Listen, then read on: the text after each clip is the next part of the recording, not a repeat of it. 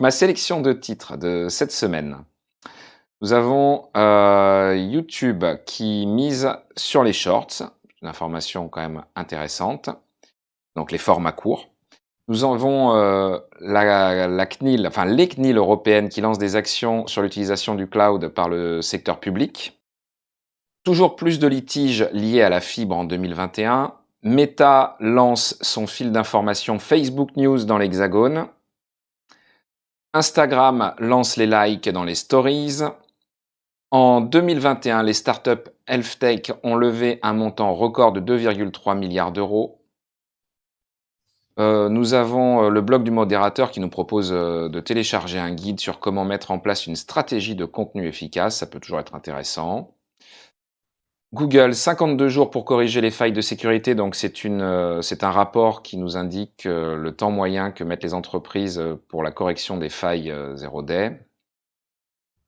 Cybersécurité, le volume des acquisitions atteint 77,5 milliards de dollars en 2021. C'est en fait un article qui nous parle des différentes fusions-acquisitions qu'il y a eu dans le milieu des entreprises liées à tout ce qui est sécurité, cybersécurité. Les dysfonctionnements s'accumulent sur SNCF Connect.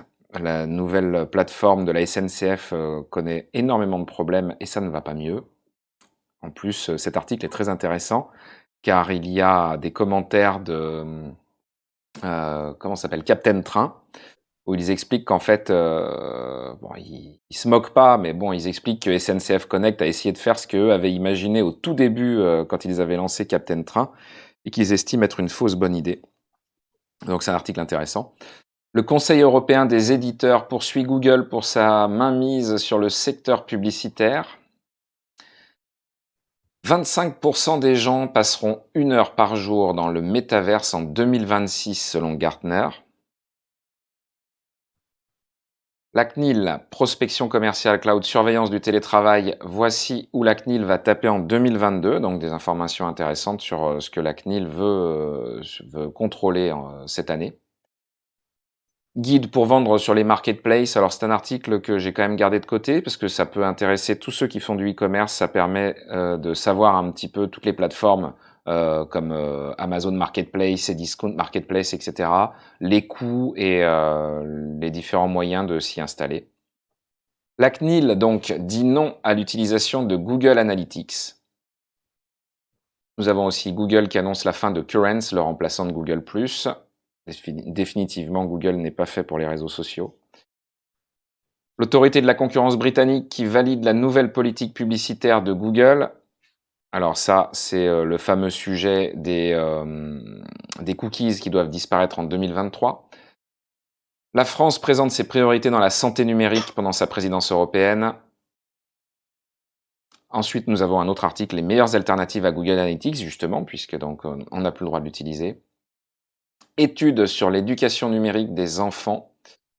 44% des parents manquent d'accompagnement. Alors je trouvais cet article intéressant parce que ça nous montre que l'usage du téléphone est entré de plus en plus dans les familles et que beaucoup de familles se sentent un petit peu démunies face à l'usage des téléphones. Et en plus, il y a une partie de l'article qui est intéressante, mais si jamais on vient dessus, on regardera. Ouverture du campus cyber à Paris, ça c'est quelque chose qui doit intéresser Julien, puisque donc Emmanuel Macron était à la Défense le 15 février pour inaugurer ce campus qu'il a été moteur. Emmanuel Macron a été moteur pour la mise en place de ce campus. Il a considéré que la sécurité, la cybersécurité était un enjeu important. Mais bon, effectivement, il a lancé ce campus à Paris. On imagine que c'est pas un hasard si ça tombe au moment où la France est présidente de l'Europe.